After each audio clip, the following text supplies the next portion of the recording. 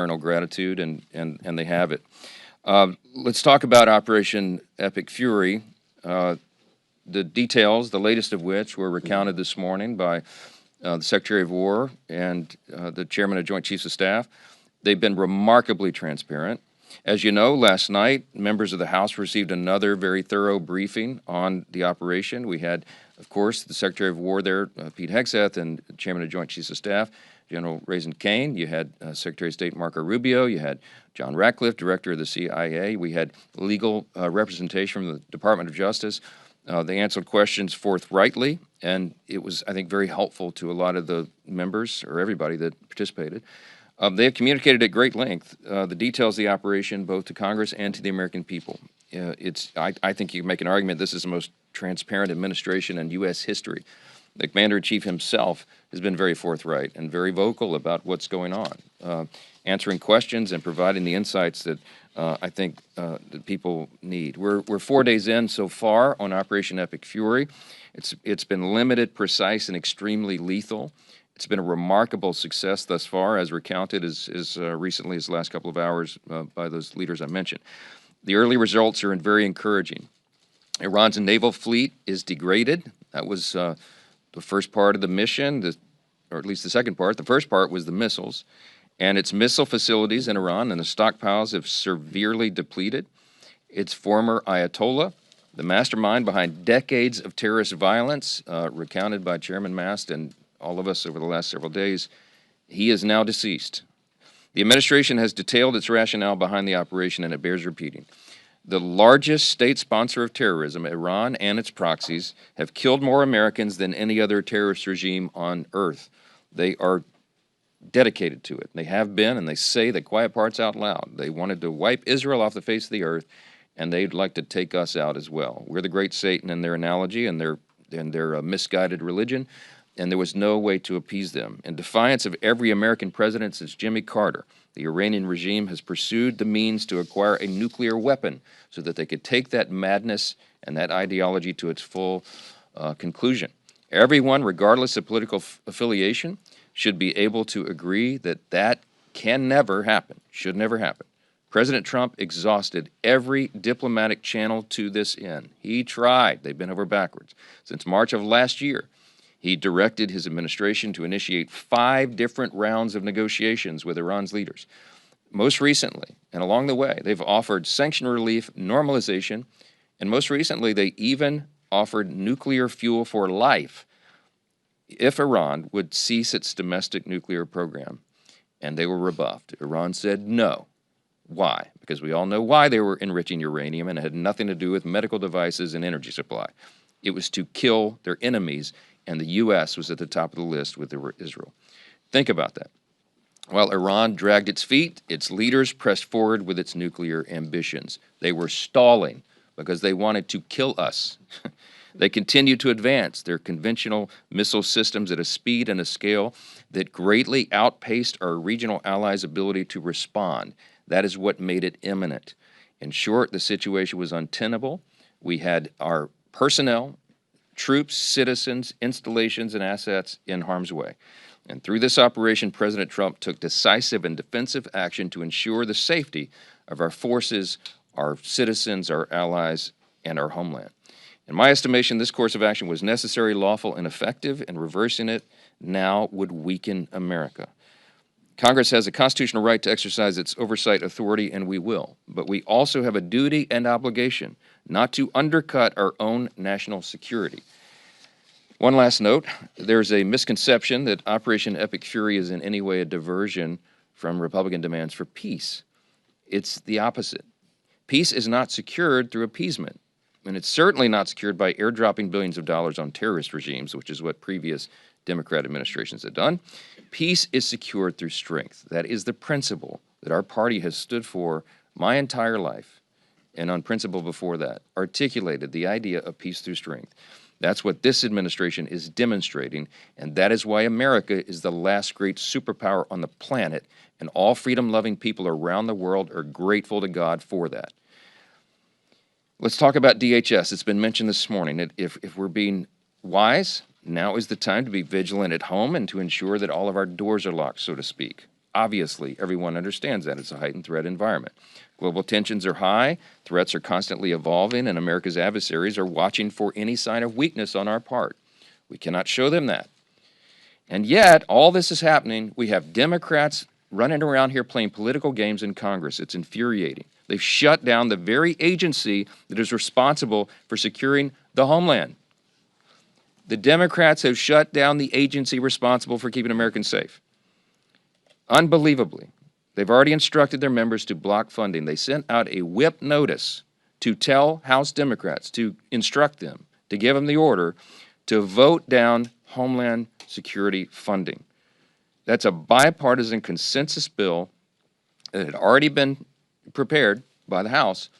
It will be on the floor tomorrow for yet another vote, and you better watch that board, and everybody in America better watch that board. Anybody who votes to block funding for the homeland, it is shameful. I don't know how else to describe it. It speaks to a long record of Democrats' deliberate efforts to undermine America's safety and the essential operations of DHS.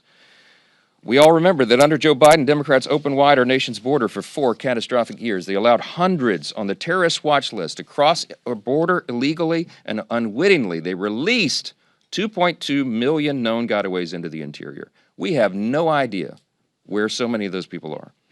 These are individuals who entered our country illegally. They were detected by law enforcement, and they evaded capture. We don't know where they are. We don't know what they're doing or what they're plotting. And we pray that we can find them and apprehend them. Keep your head on a swivel. CBP figures show that the number of Iranian nationals, entering our country illegally rose precipitously under Joe Biden's open borders policy.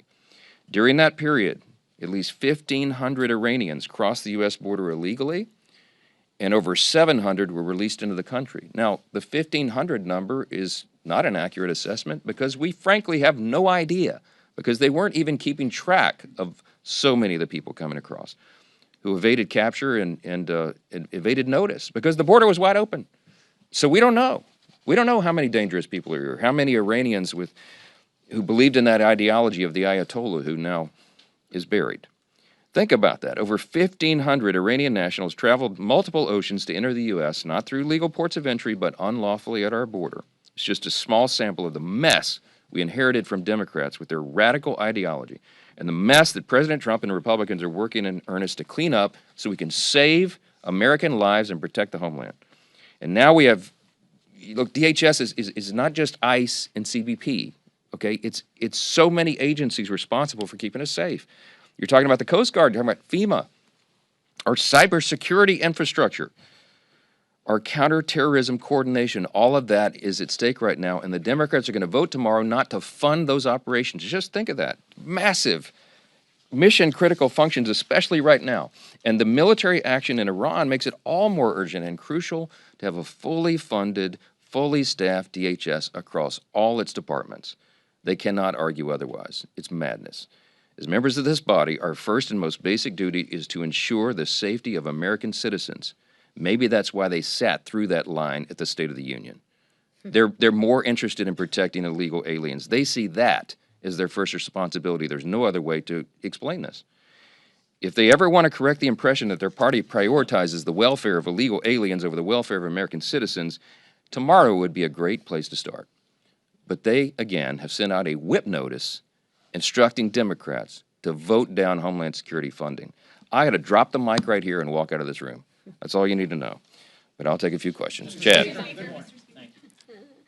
You obviously don't think that the president needs an authorization from Congress for war.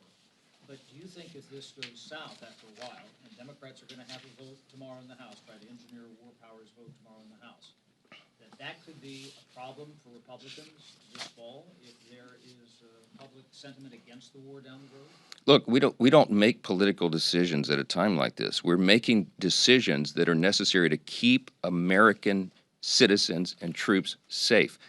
That is the first responsibility. Unlike the Democrats, we don't sit around in a back room and decide what's politically expedient. We do what we must do to protect the homeland, and we let the chips fall where they may. And to protect our interests, to protect America First priorities and principles, and that's the people of this great country. And so I trust the American people. I trust that they will evaluate all these things and they will understand that this administration did the right thing. I think they'll reward it politically, but if people get a bad taste in their mouth for what happened back here in the first part of the year in Iran, they just do. But we know, and history will record, we did the right thing. I think passage of a war powers resolution right now would be a terrible, dangerous idea for all the reasons I've just explained. It would empower our enemies, it would kneecap our own forces, and it would take the ability of the U.S. military and the commander-in-chief away from completing this critical mission to keep everybody safe. Iran has attacked 3 of our U.S. embassies in the last couple of days. Okay, those are sovereign territories of the U.S. They have declared war on us. I don't believe in the semantics. We've talked about the language this morning. We're not at war right now. We're 4 days in to a very specific, clear mission, an operation, Operation Epic Fury, which has 2 components, as you know, that we have articulated over and over. The president has, the Commander of the Joint Chiefs, everybody has explained. 2 points. We had to take care of these ballistic missiles that they were producing at such a rapid pace that our regional allies could not keep up with.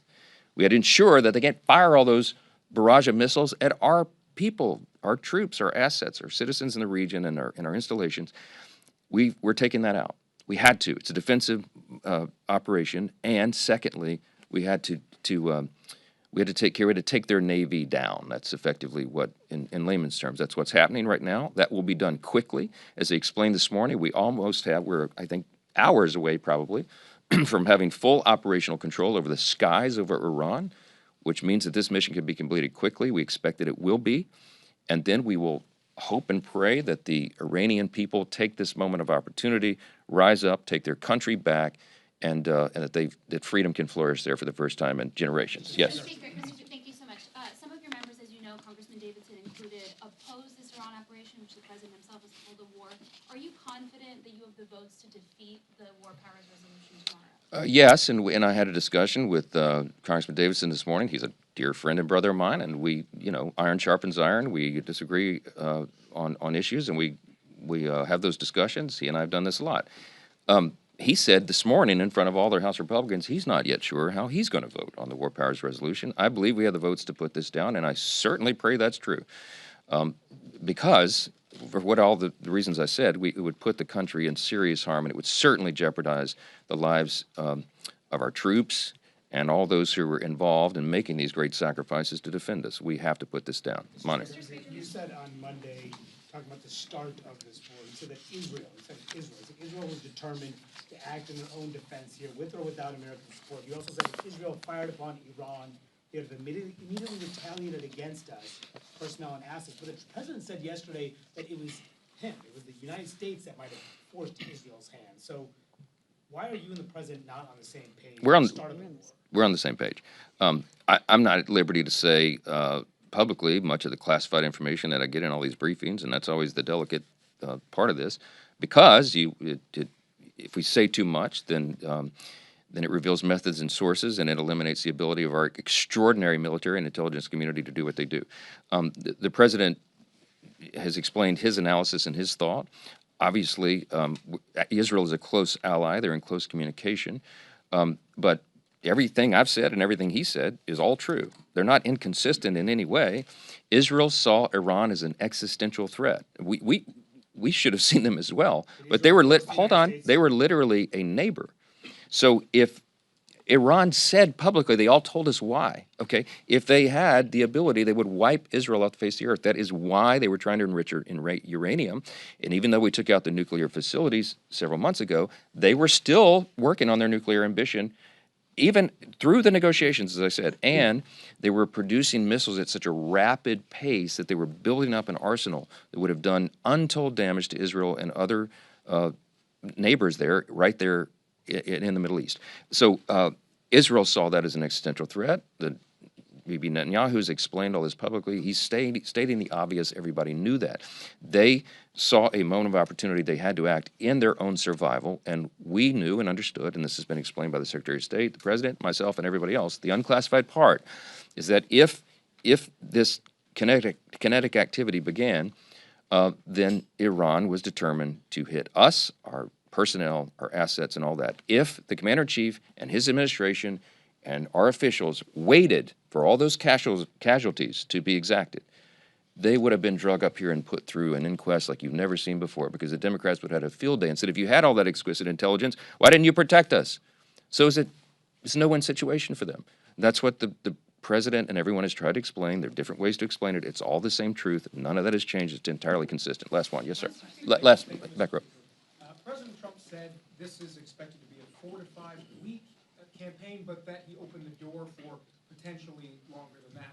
We heard several of your members yesterday coming out of the briefing. Some said they support the engagement now, but that that may change if this ends up being something that drags out. If we're sitting here 8 weeks, 10 weeks down the road, and this is still happening, would your position, at least on a war powers resolution, change? But look, I'm not going to get into hypotheticals. What we need to do right now is stand together as a country. We need to stand with our brave servicemen and women who are in harm's way, stand with the president on this critical mission to keep us safe, and we will do that. Congress will do its job. We will perform our oversight responsibilities, but the first duty, as I said earlier, is to keep the country safe, and that's what we're focused on right now. Thank you so much. Supplemental funding. Has the Pentagon asked for supplemental funding, Mr. Speaker?